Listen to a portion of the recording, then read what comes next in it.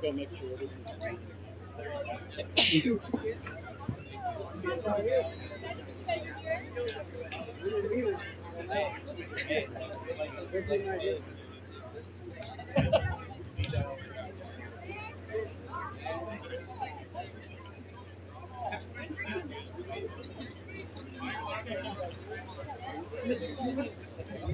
Hi, buddy.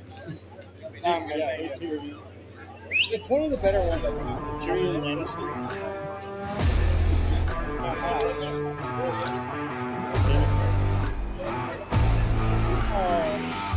Oh, bummer. Check, check. All right, run the intro, Hunter, and then we're ready. All right, we're live. Hey, everybody, this is Joe from Archery Northwest, and I am here with Big GP Greg Poole. What up, what up? And we are here at the finals at the 2025 Reading Mark 3D Classic. So the NFAA put on a good show this weekend.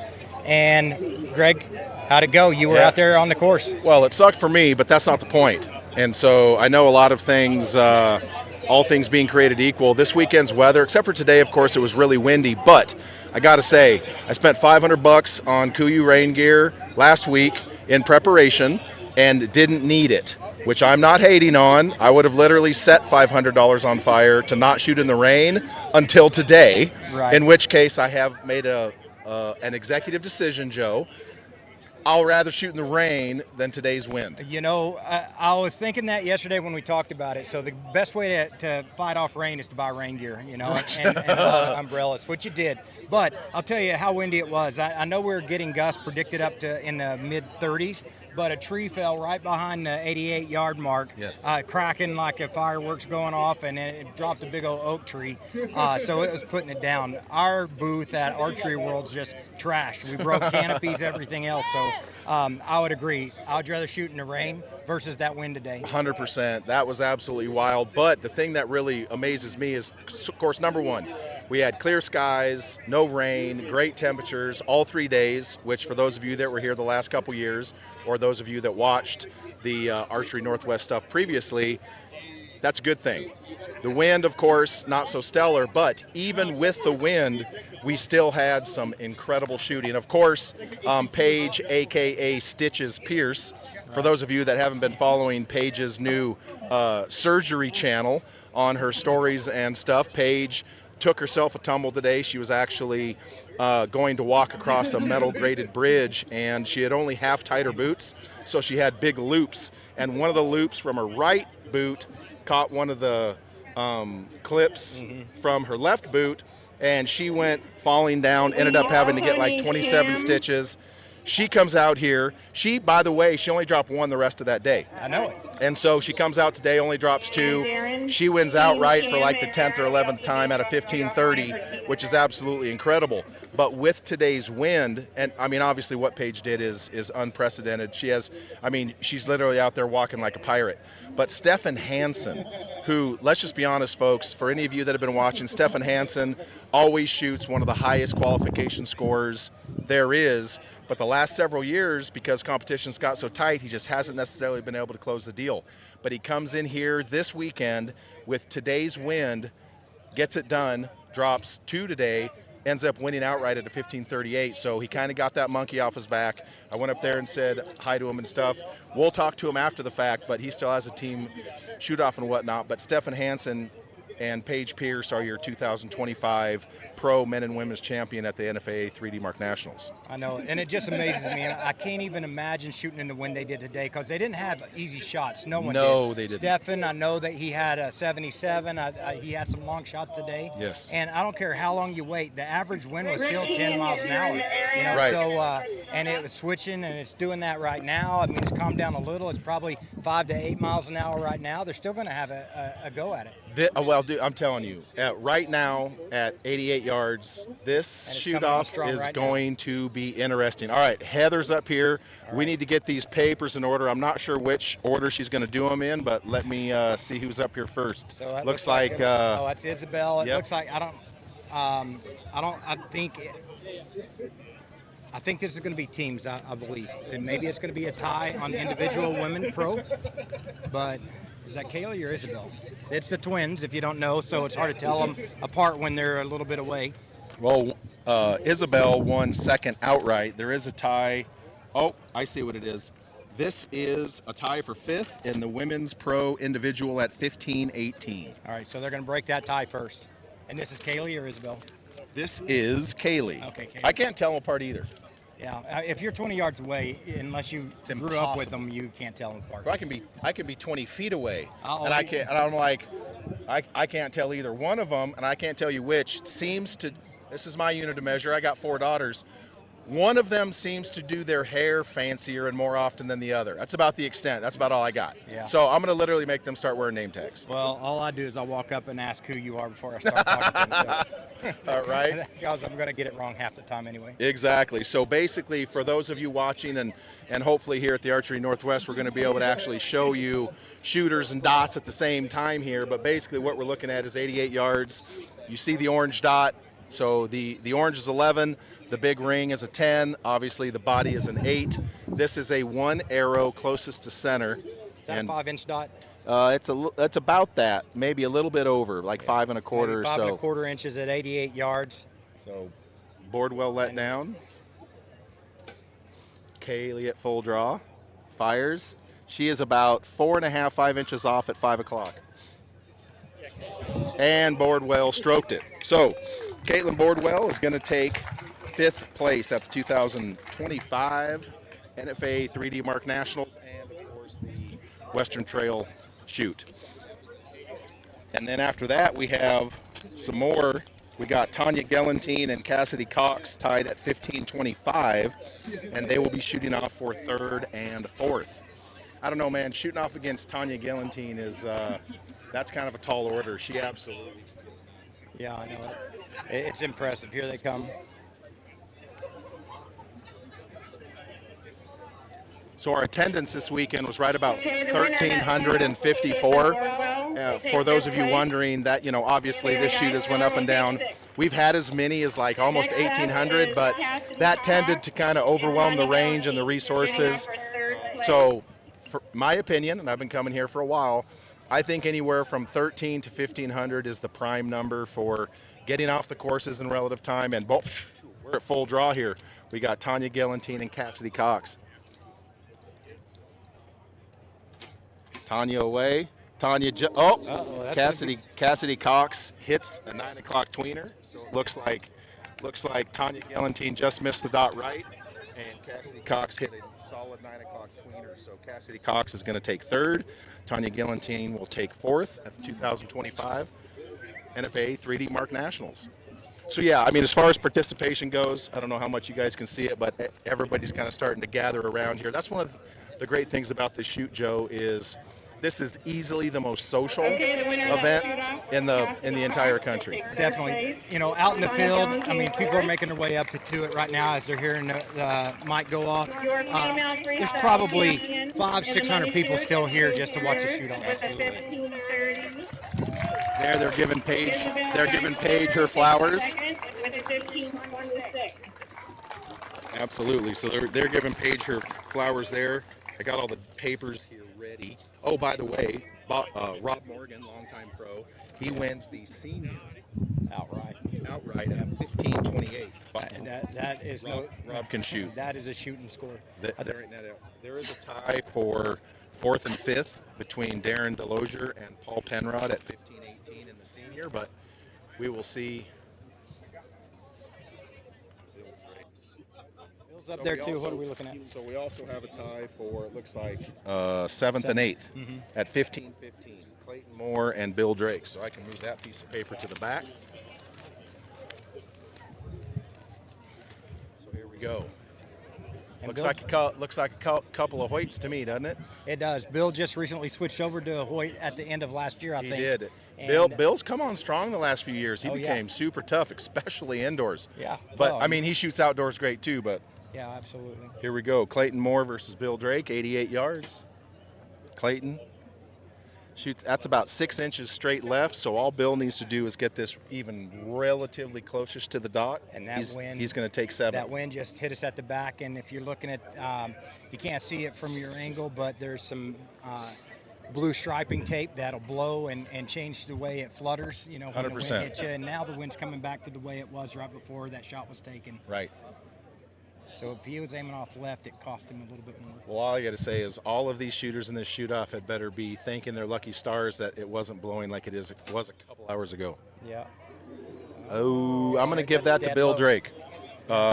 Bill shot that low, but it's only about 4 inches. So the old Zeiss spotting scope GPI test gives that to Bill Drake, probably by about 3/4 of an inch. But obviously, we got an official who's going to go down there and measure officially. But that's going to be my call right now. Obviously, Steve Anderson up there with the Hoyt probably doesn't care which one wins. No. He's happy to see them both up there. Exactly. Bill shoots our Archery World Classic that we do every year too. Absolutely. That's kind of a lead-in that we do to go to Lancaster, so we try to put that same pressure, same format. So we like to drag him up there and shoot too. It pushes everybody. Absolutely. So yes, they're making it official. Bill Drake is going to take 7th. Clayton Moore is going to take 8th. So all right, Joe. So let's just get down to the brass tacks. Why is Archery Northwest doing these live feeds? Why is Archery Northwest investing into, not that you're going to start a media company, of course, but why is Archery Northwest doing this service for the archery community? So Archery Northwest is a true co-op. So we get mom and pop pro shops and we get them together all throughout the Northwest. And we try to combine our resources. We use the same point of sale system so that we can see each other's inventory if we choose to load it in there.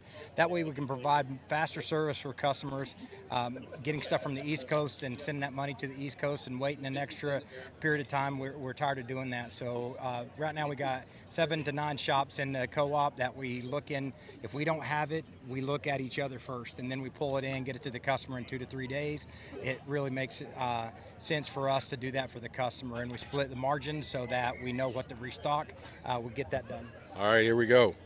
So we got Darren DeLozier and Paul Penrod full draw for 4th and 5th. There's Paul Penrod. I'm going to have to give that one to Darren DeLozier. Once again, the Zeiss Spotting Scope GPI test. Looks like Darren DeLozier is going to get the win there for 4th, and Paul Penrod will take 5th. And for those of you wondering about what Joe was just talking about as far as a co-op goes, if you've ever went to buy a car at a car lot and that car lot didn't have your car that you wanted, but they said, hey, we have another dealership that does, we can have it over here in a day, that's what he's doing. He's just doing it with archery shops. That's exactly it. And it doesn't exempt us getting it from a manufacturer, but sometimes Sure. they fall behind on lead time, so we don't want to have to wait 12 weeks to get it to a customer. Right. And the customer's going to walk out and go find it online, and we want them to get it and spend that money with the mom and pop shops. Exactly. Third place to Lynn Hawk, 15-19. All right, so that's going to conclude your seniors. Once again, I don't know who they're going to be, what order they're doing these in, so I'm just kind of trying to fiddle fart around through here. Let me see who steps up here next. But yeah, folks, that's kind of what the, oh, here we go. Adult male freestyle championship, Colton Green and Dylan Beeman shooting off the 10th place, 9th place. Yeah, that Hold on wind's here. shifting again. I'm telling you what, you can't keep up with it. I'm watching it about 200 yards back behind the elk herd. You can see a big pine tree, and it starts to blow. And if that's blowing and they get caught in that, that's why everybody started shooting left all of a sudden. That wind shifted. Right. So this is, let me see here. Did she say? 9th and 10th, I think. Okay, so this is Dylan Bemis and Colton Green. See that wind starting to hit us in the face a little bit here. So this is going to be left to right, and it'll probably push them down a little bit. Yeah, that's what it did to Bill Drake just a second ago. I think it just pushed him straight down. He compensated for it. Yep. Now it's coming like it normally does. So this is for 10th and 11th right here. Can't tell which one of them is which, unfortunately. Looks like a good spot. That's about a 1/2 inch off at 5. And that's pipe. He's pipe. That is absolute pipe right there. That one won't be hard to call. No. And that wind they just shot in is the normal wind for this course at this time of day. At this time of day, exactly right. Exactly right. So they were a little bit more familiar with that than when it does that shifting stuff that it's been doing. Yep. And so just to kind of loop in what we were talking about with the co-op there and the car example is just a Ford. I'll just use Ford. If you go to Ford and you want a certain truck and they don't have it and another dealership does, you can get it in a day or two. But if you want to get it from Ford, it could be 4 months.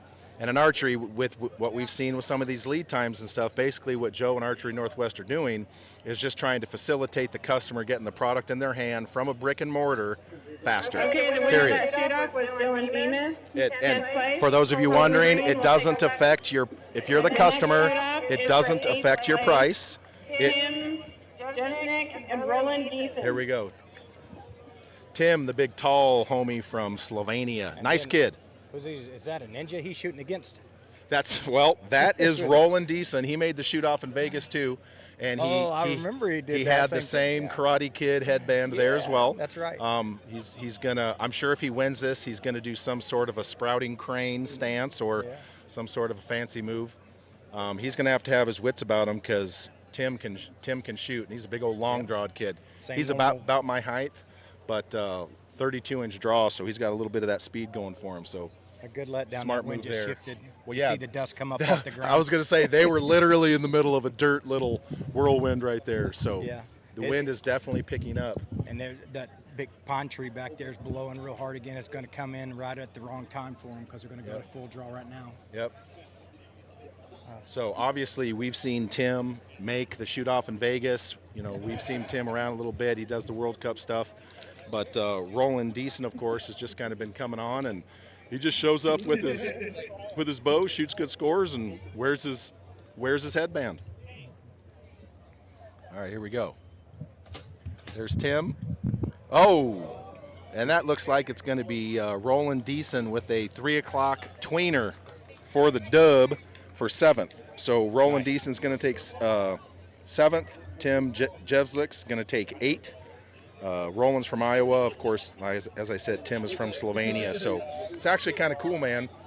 There's people here from so many countries. Yeah. It's unbelievable. Slovenia, France, Australia, like literally you name it. You bet. Roland Deason, 8th place. Tim Jesnick will take 9th. And we should mention, if you want to see the full total of scores and all the finals and where they're from, you can go to the NFAA website, and it's going to be the INSEO. ENCO, yes. And it's going to have everything listed. They did live scores throughout the day. Yes.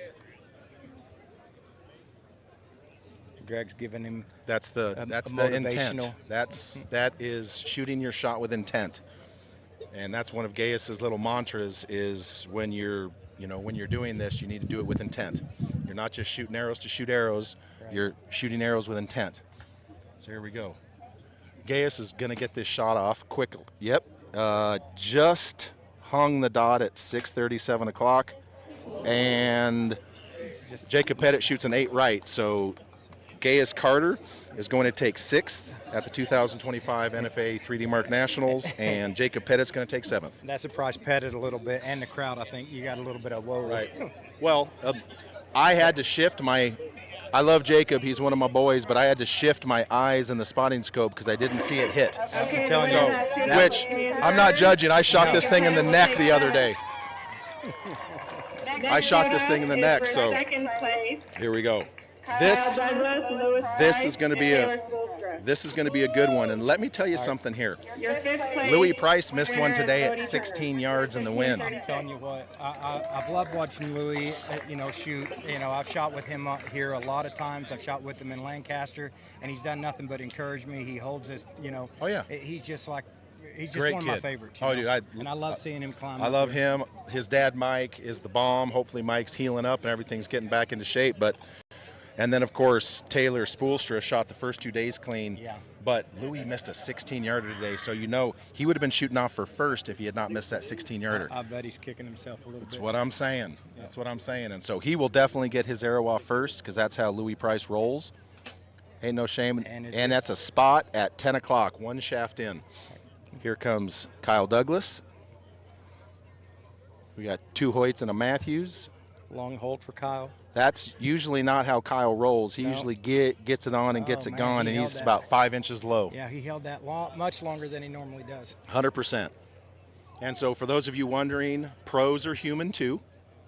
So pros overhold, pros do things, and he's shaking his head because he knows that's not what he needed to do. Right. So Taylor Spolster here, all he needs to do is hit a solid dot of any kind, and he doesn't. He missed out the right about 1.5 inches at 3 o'clock. So Is that Louis? So Louis Price is going to take second. Kyle Douglas is going to take third. And well, hold on. Nope, I said that backwards. Louis Price is going to take second. Taylor Spolster is going to take third, and Kyle Douglas is going to take fourth. And then again, Stephan. Stephan wins outright at a 15:38, 2 down. Only 2 down. I can't even understand that. That's kind of the new standard. Today. That's kind of the new standard. You could miss 20-yard shots in this wind all day long, and right? How they just keep it together, I just don't understand it. 100%. Well, and so the number one thing, and this is something that I saw happening today, is patience. Yes. And I had a bunch of the French guys in front of me, JP Boll, Sebastien Pinot, and so here's the thing that folks need to understand is, like JP and them, the guys that shoot World Archery almost exclusively, they're always on the clock. Right. They got 20 seconds to shoot a shot. They don't know anything about no damn letdowns. And they certainly don't know anything about 3 of them. Right. And so when the wind was coming, JP was actually pulling away from his face and waiting. And then finally I said, hey, dude, you need to have some patience. You have letdowns. And then I started to see him be a little bit more patient. Right. But those guys just aren't used to that. It's not what they do. Well, no, because they're on the clock. They have so many seconds to get that shot off, so they can't afford a letdown, and they have to shoot through that. Just like in the Olympics, you're on the clock. Here, you're not on the clock. Senior freestyle team event shoot off for second place. Cam and Darren, Doug and Mark, Tim and Paul. All right, here we go. So next up is the Freestyle Championship Senior Male Team event. We have Audis and Penrod at 15:30, Rubio and Rosen at 15:30, and Delosier and what? Can I buy a vowel for that name? Cam. Chan Thakun? Oh, yeah, we call him Cam. Yeah, CHANTHAKHOUN. I need to buy a vowel on that one. He's up in North Oregon, so we shoot together all the time too.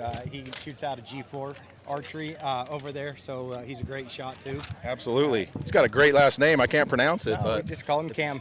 Call him Cam. I'm with that. I never saw his last name until today. That's probably why he said, "Call me Cam." All right. So, all right, here we go. Once again, folks, this is one arrow, best ball, just like the team event. So if a team shoots 22 and one team member from another team hits one in the dead center and it's closest to center, that's who wins. So it's best ball, closest to center. That's about 6 inches low. I don't know who shot that. Joe's that looking. That was Cam second. That one's about 1.5 inches low. That one's about 7 inches low right. That one's about a shaft off at 10. All right, and we got one more. No, still one more shooter. No, I think they got one off. 1, and I didn't see 2, it. 3, 4. So there should be 6 arrows. So we're gonna have. Oh two no, Mark more guys Rubio come was up. ready. He wanted everybody to shoot. He wanted to see what he had to beat. So Rubio was working his shots today in the wind. He was letting down a good bit and actually working his shots, and that's the discipline you need to have if you want to, I mean, let's be honest, Joe. The goal here at the elk herd is, well, the goal here is to win outright, of course. But if you shoot the elk herd twice, you did something right. Yeah, that's right. All right, here we go. No dots yet. There is now. Shaft in at 3 o'clock. I don't know who that was. All right, Mark just let down. Okay. So that was Darren Delosier. So all Mark needs to do is hit a 2 shaft in dot, and they will take second. And right now Darren's got that with his team. Yep, that last arrow is the only dot, and then there's another one that's a half shaft out at 10. Mark coming to full draw. Wynn's doing what he probably wants to do here. It's going dead still. Yes, it is. Oh, Just outside. just outside the arrow at 3 o'clock. So Delosier's arrow is going to hold up. All right. That was a good shoot off right there.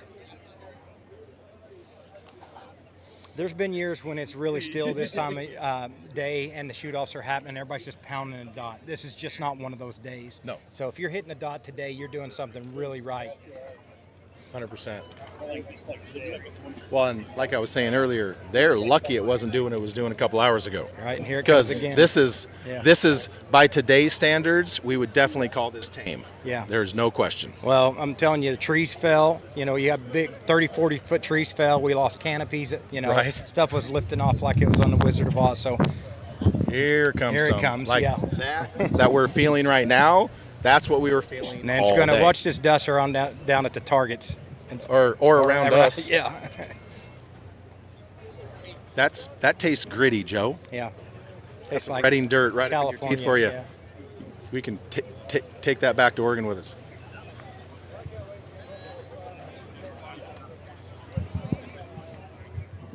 Yeah, I mean that's one of the great things about this event. You know, they are working on some measuring new that. some new range stuff up on the top. So I'm going to be very curious over here. You know, over the next couple of years, and the fire precipitated it, but they're putting more targets up at the top of the canyon going off the backside. Oh, yeah. So I'm going to be very curious to see. I've heard anywhere from 8 to 14 new targets. Or So- where are they going to move? Move what? Of what are they going? They're not. They're adding targets, but for the competition, they're going to take some away. Yeah, well, they're going to keep it at 70. Right. My idea, because that stuff back there is very, very steep, so they could put some bangers back Yeah. there. My thing was make that part of the top course a black diamond course, and make the pros only shoot it as part of a loop. But obviously, I don't think they're going to do that. But it's still going to be 70 targets. But what they'll be able to do is get rid of some of the other ones that might not be the most safe, might not, Yeah, or okay. ones that are just too easy. Yeah, so they won't like clear a whole section of, like the flat course or anything. No, They're just no, going to no. move a couple here and there, Absolutely. just so that nobody's walking up weird or anything like that. Yeah, like there's the white goat right over here behind the barbecue place, and then Yeah. you have the two short ones in a row. Right. You don't really need those. No. And so, you know, some of the ones where they have to keep extending the wall, or, you know, there are some that they can clear out. Like the one we're looking at right up here that you shoot during the Pro-Am at 80. Yeah. They don't use that for anything in the main shoot. Right. And so there is definitely one, and they don't use that because people are walking down behind it from the moose. But this club, you know, obviously one of the best ran clubs you're going to find, but they absolutely are putting a lot of work back into this, you know, especially since the fire. But they are still working to improve and expand this club. And I've actually heard them say, well, if we build another 14 up there, we could put in for outdoor nationals. And I'm like, no, you couldn't. No, you can't. And they're like, why? I'm like, no one's coming here at the end of July. Oh, It's yeah. 120 degrees. That's why I guess that's why Darrington exists. It's a cooler up there. Yeah, The same distance from the center, so we'll have to shoot those again. All right. Oh, So the I saw the them up two there that hit the measuring. dot. Yeah. The two that hit the dot were the same. All right. But yeah, so I mean, when they expand this, and they do have a Reading warm-up, or at least they used to in March, that was pretty awesome. But even if they expand this enough to have outdoor nationals, you just can't have out. It's Reading, California. At the end of July, it's literally 120 degrees. So here we go. Mark Rubio and Tim Oudis have to. That's not Tim. Yeah, it is. Mark Rubio and Oudis have to shoot again because their arrow's pretty much tied. So here we go. Tim Oudis at full draw. He will definitely shoot before Mark Rubio will. Yeah, Mark just came to full draw. Tim's been there. Shaft and a half out at 6:30. Mark let down. I think he saw that hit, so he just wants to take his time now. Yep. All Mark needs to do is hit a dot, and that'll be a wrap. Now this is for seconds, so there's a pretty decent little check involved here, because there's a good number of senior pro teams out here. All right, here we go. Mark Rubio at full draw. He just won Vegas here a couple years ago outright. Great guy out here on the West Coast. Very Yeah, involved in very the Outlaw Archers. Very smart let down there. Oh, he let That down wind- again? Yeah, All right. that wind just came up.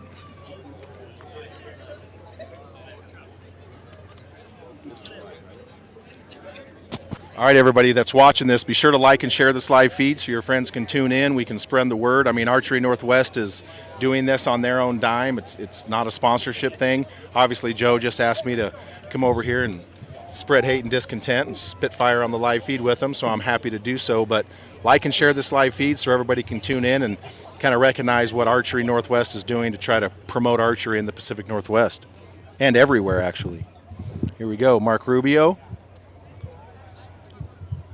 It's dead enough right now for a good shot, Joe. Yeah, the wind's coming head on right now, so it's going to push him low. Oh, he. Let's be honest, Joe. He shot it in the pecker. Oh no, I did not. I'm looking downrange, but I don't see it. Yeah. He literally shot it in the privates. Let's just take a look at that spotter real quick. Mark shot it in the junk. Yeah, I could feel that wind coming in straight to our face. I knew it was going to push it low. I didn't know it was pushing it right. Yeah, this is. Okay, the winner of the shoot-off originally was Cam and Darren. They'll take second place team. Yeah. So, Tim Ronis and Paul Kendall not sure what will happened take to third. Mark right there, but Mark Rubio and there we Doug have it. Wilson will take And fourth. of course, Rob Morgan and Barnt take the team win at a 15:32.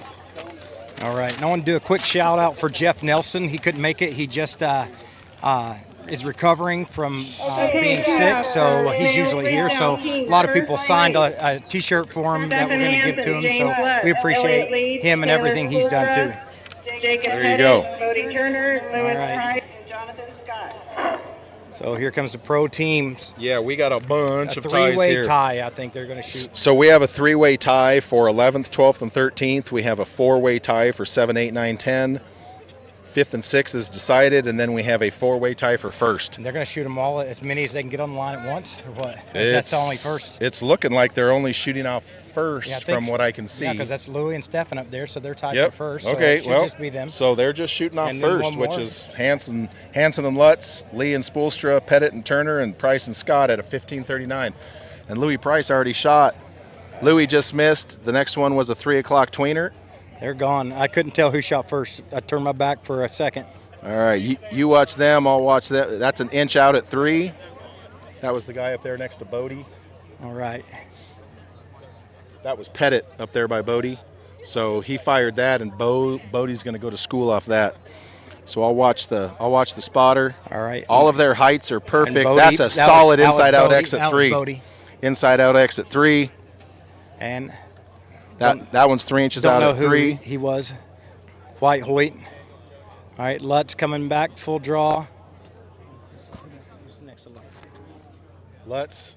That's John. Oh, here we go. Oh, hit the arrow at 3 o'clock, 1 inch out. John Scott. All right. Still at full draw. Ooh, that's another good solid X. I don't think he's going to be closer than Bodie, but that was a solid arrow right there. That'll be number 2. Bodie's still number 1. All right, here we go. Spoolstra. Yep. He wants to get redemption for that individual.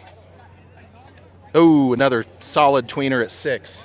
And But right now it looks like Bodie's arrow in the lead. So I want you to look at something here, Joe. And for those of you looking at home, look at the height of all their arrows. Yeah, I know that. So that wind was doing predictable stuff right now, pushing a little bit to the right, just like it normally would. So they got a good break in that, and it shows you their skill set already. That's elite level right Yeah. there. That's the best.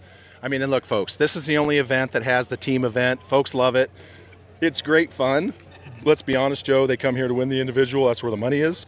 But all of these guys take a lot of pride, and there's a lot of bragging rights to winning the team event. Well, and there's this probably produces more team shooters than just about any other event to begin with, because they have it set no up question. like this. There's got to be 60, 70 teams that put in for this. There's a bunch of teams.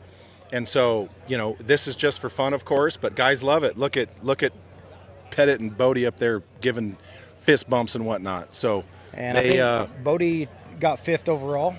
something like that. On the individual, and so he feels good. Yes, he did. Stroking that dot right there. Yeah.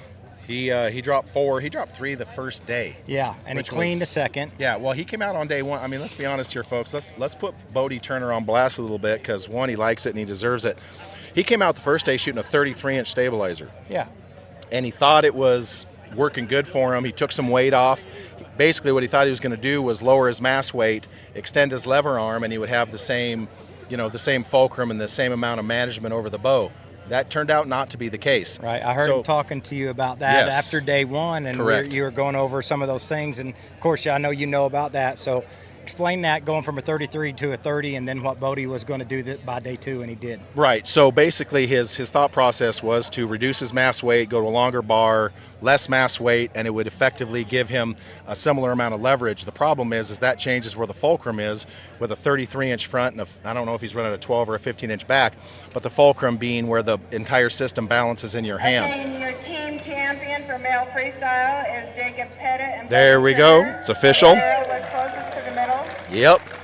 Second place goes to Louis Price and Jonathan Scott. Louis Third, Price and Scott, Elliot second. Lee and Taylor Spoelstra. There And you go. fourth, Stephan Hansen and James Lett. There you go. So We will basically, have an award ceremony but what he for found the out winners is in that about 15 the minutes. management of that system isn't quite the same. So he ended up going to a 27, went back up in mass weight, and then that put his hand mathematically in between those two lever arms in a spot that was more manageable. Yeah, and that's right. And I've seen, I've tried to do that same thing. Of course, I'm not Bodie, but I've tried to do that same thing, went back to a 30, and I felt instantly like I had more control of it. So we might be able to catch Bodie. I don't know. Stephan's still up on the landing there. Maybe we can catch one of them if we're lucky. If not, Will these mics reach? yeah, they'll reach. All right, have your guy right here. Watch me. All right, so Big GP's going to go up and talk to Stephan before he. Stephan. You guys can hear us up here. We're right down there, the guy in the white shirt.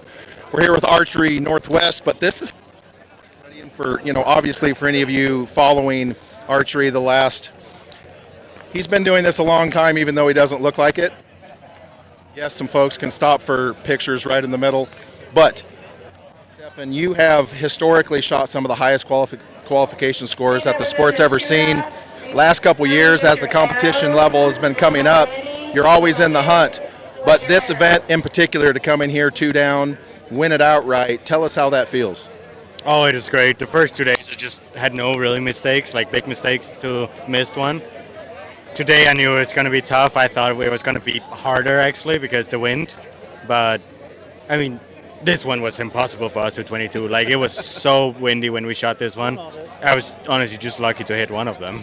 It was so bad. Like, some in my group that are really good, they would hit one hit an 8 right side just because the wind blew it all the way there. So it was really, really hard.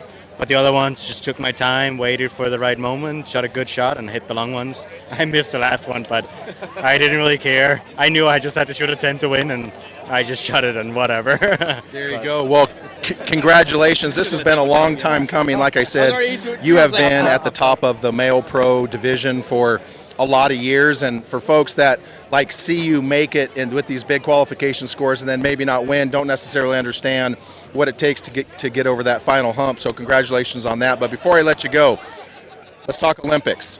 I know that there's been some scuttlebutt about you moved to Yankton, South Dakota, which doesn't necessarily mean that dictates where or who you shoot for.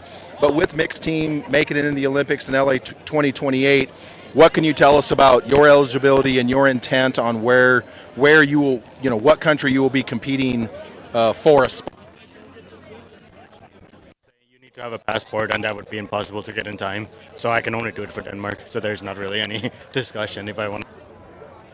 Okay, so basically, and I don't know everybody in Denmark, folks, that's shooting, going to be shooting for this, but there is one guy over there besides Stephan that's kind of good. Obviously your friend Matthias, Matthias is not here this weekend. He's in China shooting a World Cup. But talk to us a little bit about, kind of what, you've been doing this as a pro for a long time, but with archery now getting its foot in the door for the Olympics, kind of give us your personal opinion on what that might mean for the sport. Well, for Denmark, it hopefully means we'll get some funding and things. That's what I'm kind of waiting to see what's going to happen. If the government can support us a little bit so we can get funding to go to shoots, because that's the reason why I don't go to Shanghai. I would have to pay everything myself, and I don't really want to do that.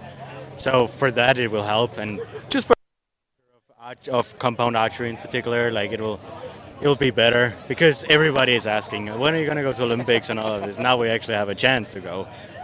Even if we go or not, we still are in a sport that actually can go. Absolutely. So that changed the mind of many, because some people will think that, oh, it's not an Olympic sport, so it's not that special. But now it's at least an Olympic sport, even though it's just mixed team. But it'll be fun. There you go. So let's talk. Last question. Stephan Hansen versus Matthias Fullerton for that Olympic spot. Yes, folks, it's several years away, but that is probably going to be just on the Denmark side, the Danish side of watching you two compete for one spot. Obviously, if it was a full team, you both would make it quite easily. But talk to us a little bit, even though it's a couple years away. What, if anything, are you going to have to do to, basically beat Matthias out for that spot? I'm not going to do anything different. I'm working hard and doing everything I'm supposed to, I think. So we'll see. It many things changed, and it's mixed team too. So it matters a lot, the woman. It matters if Tanya wants to go, basically. Like, because Denmark has some other good women, but not the level of Tanya. So there's just many things. We don't know anything. We don't even know what distance we're shooting. We don't know anything. So we'll have to wait and see whatever comes up and what is the rules, how is everything going to be. I'm just going to do my professional life as it is right now and just continue doing what I do. Awesome. Well, congratulations on being the 2025 Reading champion. Thank you very much. All right, that's Stephan Hansen right there. Look, he's one of the nicest kids around. He has been doing this at such a high level, and it's easy to look at someone like Stephan that you see shoot clean qualifications. You see him shoot, all of these massive qualification scores, and then he quote unquote doesn't win. Well, that's one of the things about our sport is with Reading being a straight up score win, he did it. But when you have the best archers on the face of the earth and you can shoot a qualification score, that's great. That puts you in the one spot. You still have to get through 5 matches. And when you're doing that against the best in the world, that's hard to do. So anyway, that's going to be our discussion with Stephan Hansen. So I don't know what Joe has planned next here, but that was our coverage for Archery Northwest for the 2025 Reading shoot-offs. I'll pass it back to Joe, and he can close you guys out.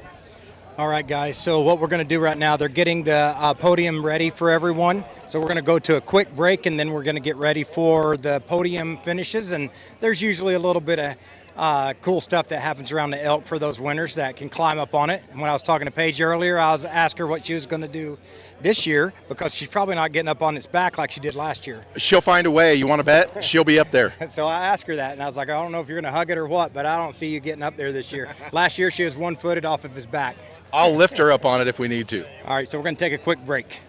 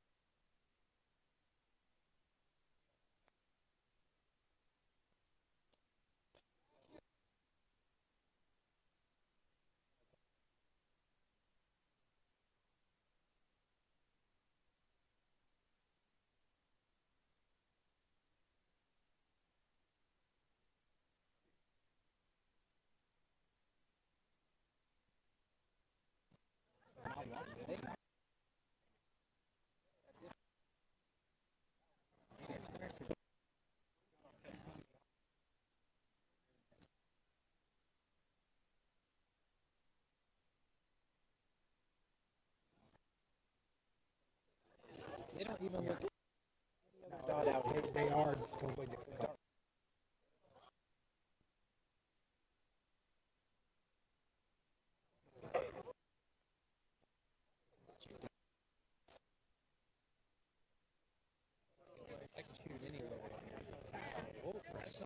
Yeah, you're like, okay, it's going to be.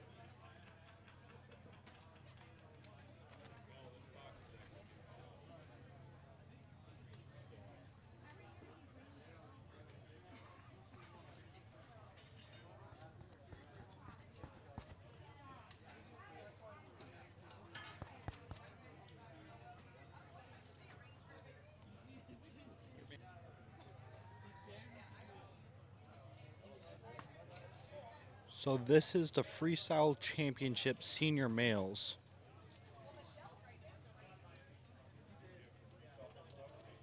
Rob Morgan took first, Mark Rubio took second, and Lynn Hoych took third.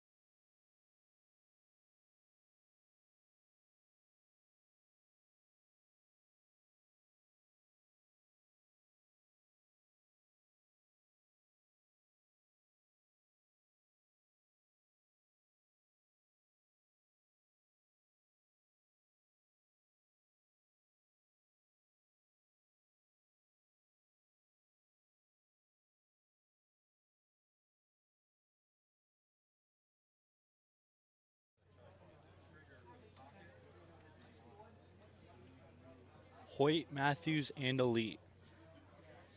That's a good looking Hoyt.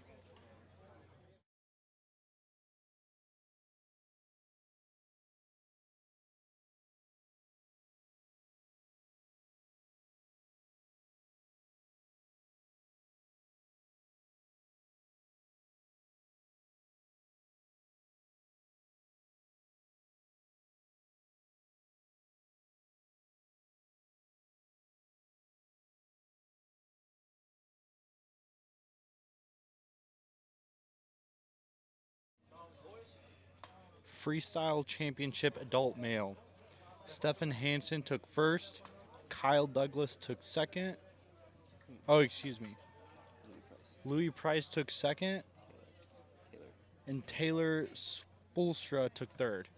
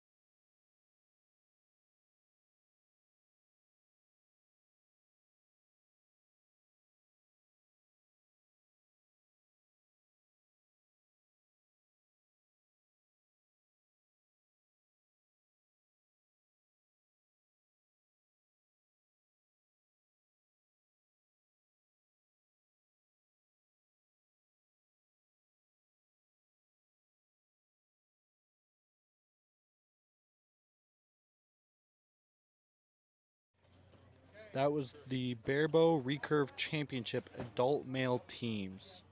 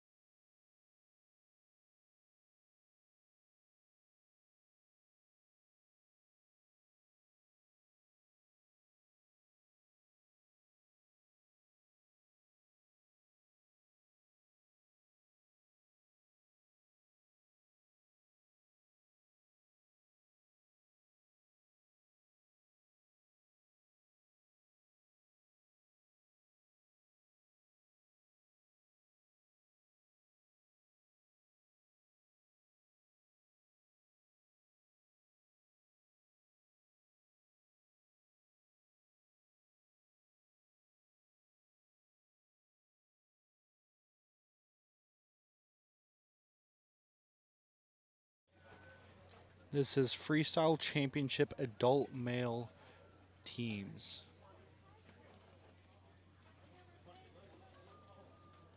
Turner and Pettit took first with the shoot-off.